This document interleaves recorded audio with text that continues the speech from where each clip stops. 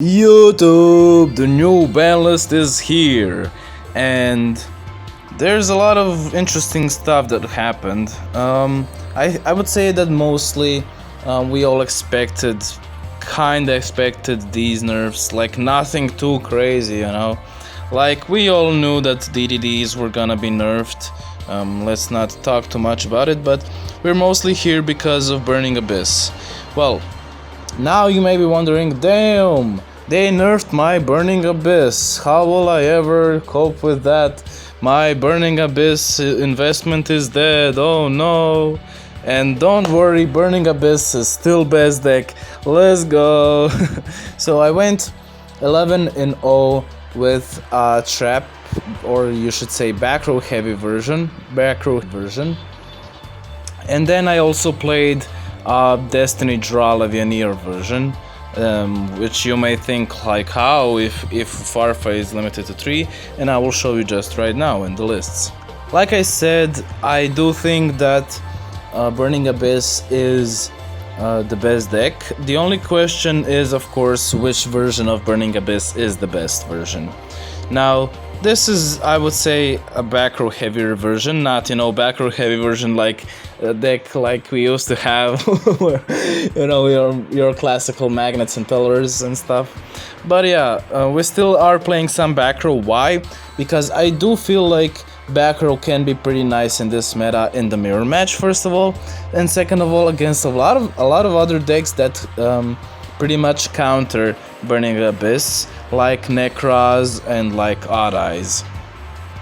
So for that reason, I feel like relying on Backrow can be pretty nice. Besides that, the deck is pretty standard, like you see here. This is your Mind of the Plana version of the deck, not your Destiny Draw Levianeer version. With this version, we went 11-0. I am kinda leaning towards this version, but I'm still not sure. I'm still testing. I think both of them have their pros and cons. Now the only question is, of course, which is better, which is, if we have to first figure out the meta, and then we can, assume which is better for the meta, But yeah, this is the standard list: 1 Tour Guide, 3 Skarm, 3 Rhino, 3 Cheer, 3 Farfa. You could also play 1 Skill Prisoner, 2 Farfa. I don't have Skill Prisoner, so I'm not playing it. Would I play it? I don't know. Maybe. I'd have to test it out first. Then we're playing 3 Libic. I like Libic because it does enable us a lot of plays once you have Beatrice on the board. Then double Alich. It's a nice another interruption. Your first quick play interruption is Farfa, and then second one is Alich. Then we also play 2 Rubik because it is your only way to go into the Virgin. And then we're also playing 1 Barbar because he's 1700, and his burn damage actually does come up sometimes. So yeah. Then from the back row, I do like 3 Karma Cut. Unfortunately, I don't have a third one yet, so I'm playing 2. I decided to play around a little bit with Dimension Slice. Nothing too special. I don't think it's the best card at all, but it's a fun little card that we could utilize. And then we're playing Econ. I think Econ is pretty nice. First of all, in the mirror match, and second of all, because then you can yoink their Beatrice, and then you can also just permanently yoink their monster with overlaying into the Thunder Charger. So yeah, Econ is amazing, I would say. Karma Cut is amazing, I would say. And then, because unfortunately we did lost, a big hit for this is losing Floodgate now with Farfa, so we have to play something like Books and other back row. But yeah, this is the deck list. The extra deck is this. First of all, you have to play a Beatrice. Yeah, double Beatrice is, I would say, the way. Double Dante, potentially even triple Beatrice. I would test it out if I had it. Virgin is nice, pretty nice. And then you have 2 space extra that you can play around with, like Nightmare Shark and Gaia Charger in this version. And the skill is Mind of the Plana. Still pretty amazing skill, nothing changed with that. So yeah. And this is the second list. Now, it's not as standard. You may see a lot of interesting decisions, and I do think they are pretty nice decisions. I mean, that's why I made them. So first of all, now you can only play 2 Farfa with 1 Legionnaire, but you may be thinking, oh my god, you're gonna mill your Legionnaire every time. How will you ever utilize it? Well, now we're playing 2 Legionnaire with Monster Reincarnation, because with Destiny Draw, for example, if you milled your Legionnaire, with Destiny Draw, we can Destiny Draw into Monster Reincarnation, and with Monster Reincarnation, grab back your Legionnaire.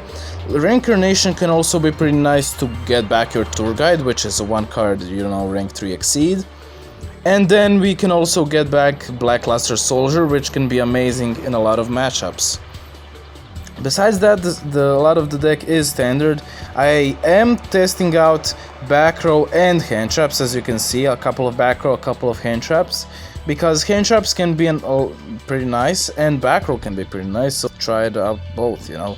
At least that's my thinking right now. I'm currently not set on, you know, which version is the best, which ratios are the best. But the thing is, I really think Monster Incarnation is needed if you're playing a Legionnaire version, like I said, because you're gonna mill it, you know, a lot of times you're just gonna mill it. And now the odds are much less that you will mill both Reincarnation and Legionnaire. So yeah, Blackluster Soldier can be amazing in the mirror match, and because it can be auto win, to be honest, in the mirror match. And it can be also pretty nice against a lot of decks that, you know, it's just a big beater that can, you know, will beat through a lot of stuff. So yeah, and also can, you know, you can put on the board with Beatrice for beatdown. So yeah, I really like Blackluster Soldier as a one-off, because we are playing 2 technically with Monster Incarnation. And also a nice little play is you can send with Beatrice, you can send, you know, any card you want to the graveyard, and then if you opened also, if you top deck like a Monster Incarnation, you can get that stuff, get that card that you sent with it back. So yeah, that's pretty nice play that you can go into.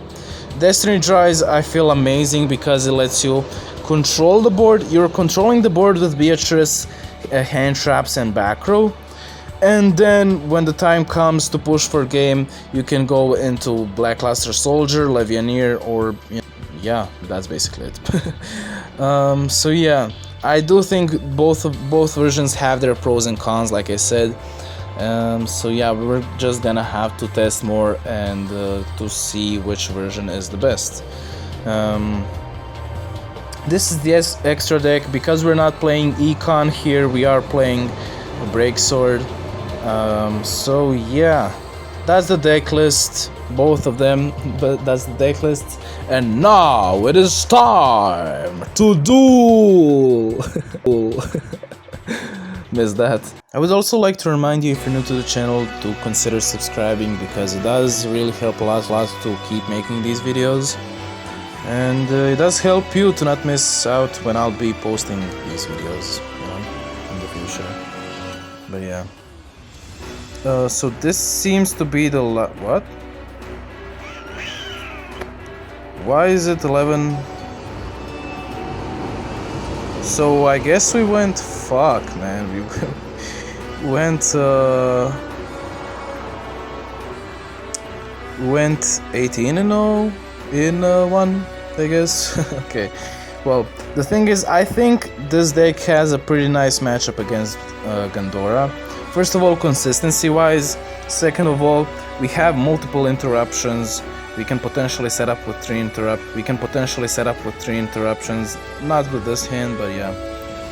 We can here set up with 2 interruptions, which means it's too hard for the opponent. Especially as one of them is a Farfa Banish, so we're chilling. So as you can see, here we go with Beatrice and Backrow.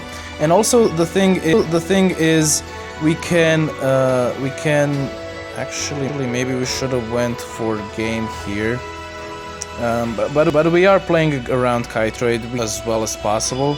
And the thing now is even if he banishes our entire board, even if he goes through the stuff, we can summon Cheer and we can get back the card with Beatrice, which means we should have a Nightmare Shark OTK next turn.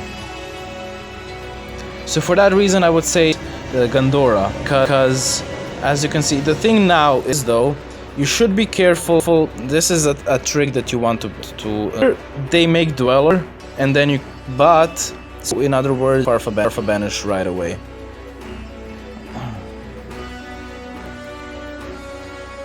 Farfa banish. We can also with Fiendish Rhino Warrior mill the Skarm to get a search or thin out the deck, whatever you like. We're probably not gonna be getting a surge because he's gonna banish it. So as you can see, with one interruption we can book. We had already our second interruption for the Exceed plays, and now he's out of cards, you know. He can banish, but he knows. That's why he went into the defense. He knows we can just negate with Alich. I don't know why he played. He's still playing then if he knows, but okay. And the thing is that he doesn't banish the materials under the Exceeds. So in other words, Dante will still get back a card. We can still get a summon for the Cheer. And next turn we have easy OTK. And as you can see, we win. So that was 12-0 actually. Unfortunately, I didn't have as many good replays with the Backrow version. I kind of farmed a lot of people. Because they were all memeing and playing some weird ass decks, so yeah. So this is an amazing hand. This is... wait, what? Okay. So, this was the best, one of the best hands that we can open. Why? Because we can set up with Beatrice plus an interruption, you know? You can set up with... you first of all go into the Dante. You can then also get a search with Skarm for Tour Guide next turn. Which can then make another Beatrice next turn afterwards. And then with Dante on the field, you yoink a card, yoink a Burning Abyss monster into the graveyard, and then you make the Beatrice. And why didn't we then go for that play? You know, why did we just set 2 and pass? Well, I am playing around Necroz. Necroz is getting more and more popular, with Burning Abyss being one of the best decks, if not the best deck.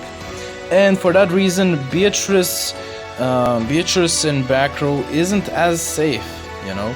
I feel much safer with this because he can't Trishula, first of all, and second of all, if he destroys our Skarm, we can, you know, be getting some resources. So for that reason, we are playing against Necroz. Of course, it's the latter, so you maybe shouldn't play around Necroz because everyone is playing Yugi, you know, everyone is playing random stuff, and you know, who would have thought it's Gravekeepers. So to explain better, Beatrice was the better play here, but I'm gonna get around Necroz. So for that reason, I would still say this was a pretty decent play. So he opened double Spiritualist, and he opened Lance and Necrovalley. Must be fucking nice, okay. So he can get a search. Fortunately, he didn't open, you know, the God hand with the trap. Otherwise, we would be probably dead.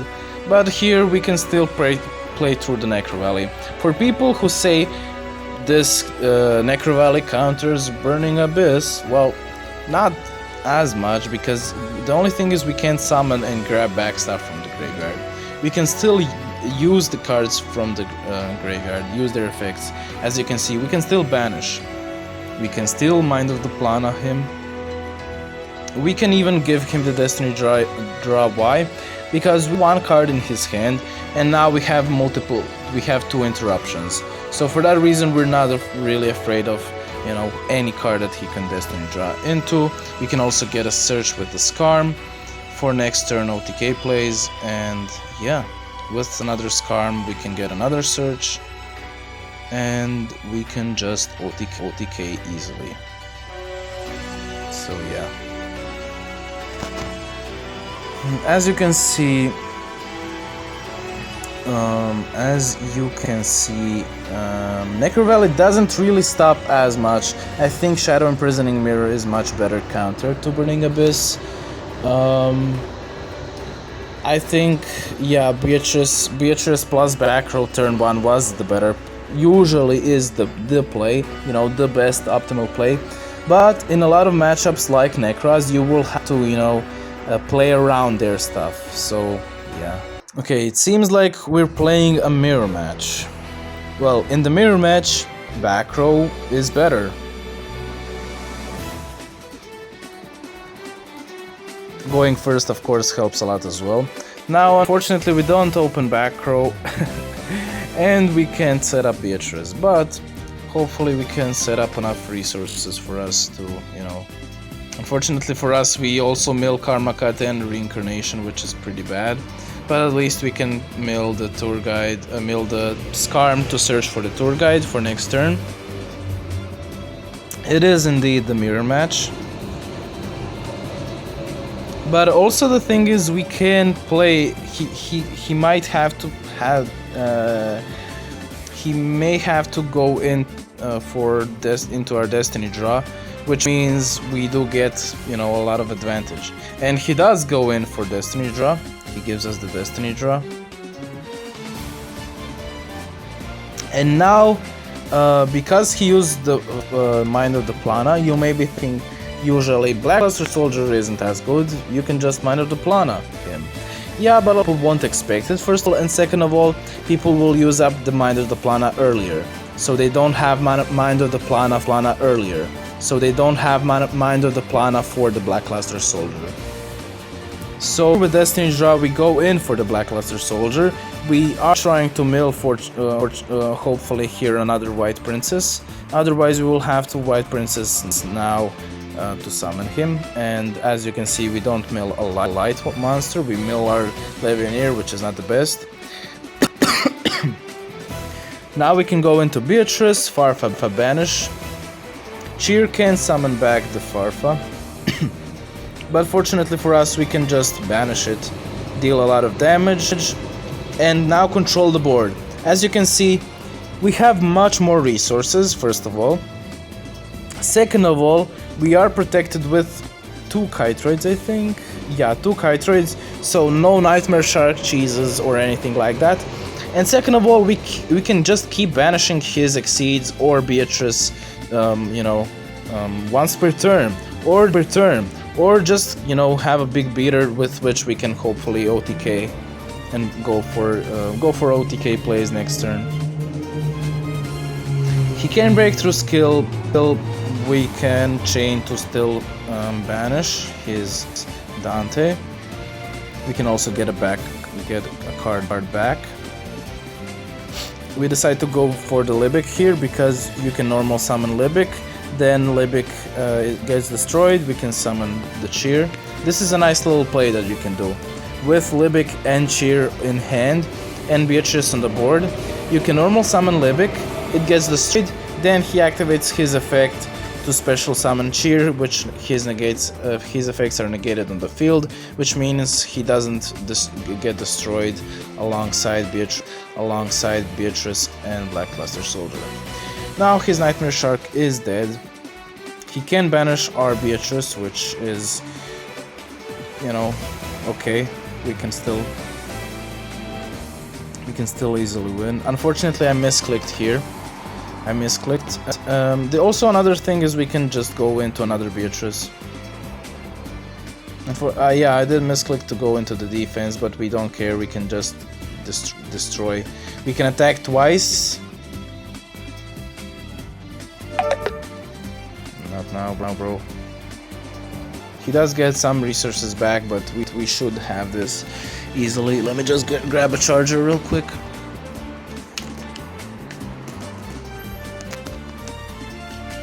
And there's nothing he can do. Breakthrough skill, okay. He actually is playing Backrow, it seems. Of the deck. But care to be honest. Cluster Soldier auto wins basically. See into his beard, we can just banish it and GG, you know. we can just keep banishing it and control the board, and that's it. He did time out in the end, which was weird, but we will be taking the. And the last replay we have for today, it's well, you will see. It's a weird one, but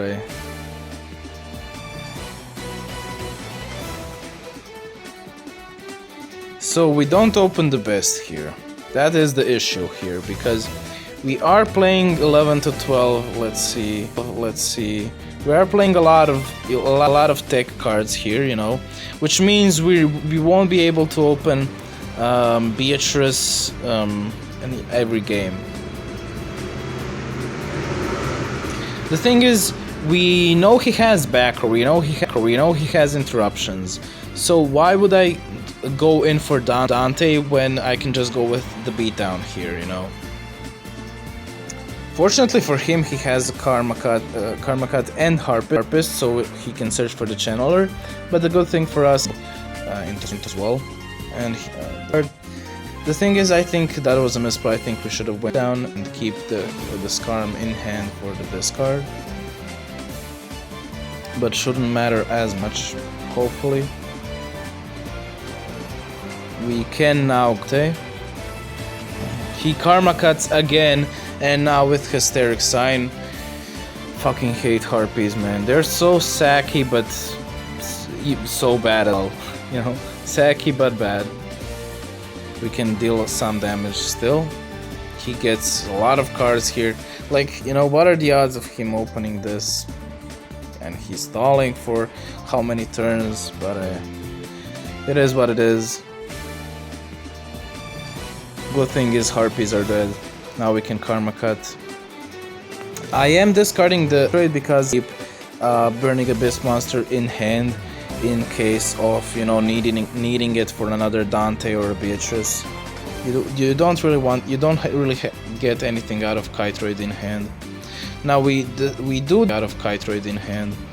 Now we do decide to give him the you know, this because we do want the Skarm search. Searching the tour guide finally, and we should hopefully, you know, now push. Not the best top deck in Barbar, but we can still do some damage here. Let's see. With Dante, we can mill the Farfa and or mill Cheer because we already milled Farfa, right? Or not? Okay. Hirageki breaks right now, we don't really care. We can go into the Beatrice and control the board right now. We can deal some damage because then next turn we can go for the Nightmare Shark. See, this is why Barbar with Nightmare Shark is so amazing. With Dante next turn we can get a card back. We can Beatrice now, Farfa banish, Dante get back a card. And with this we interrupt. This is why Beatrice is so good. He ends the turn and we can just win. With Cheer we can float back into the Dante, float back into the Beatrice, not float back but summon Beatrice, banish the dude and just OTK easily. And as you can see, we can grind through games because we build advantage so well. Beatrice, yeah, even in this, you know, his stall matchup, we do have the advantage, you know. Burning Abyss is the best deck, trust me, man. But yeah, that's gonna be it. Hopefully you enjoyed the video. Let me know what you think is the best version of Burning Abyss if you stayed this long in the video. But yeah, let me know what you think about the deck. Do you think Burning Abyss is the best deck? And let me know what you think, like I said, is the best version. I am still testing. I will update, you know, I will keep you updated when I you know, make another version of the deck, because I really do enjoy the Burning Abyss. You know, it is my favorite deck to play nowadays. So yeah, that's gonna be it. See you in the next one. Bye.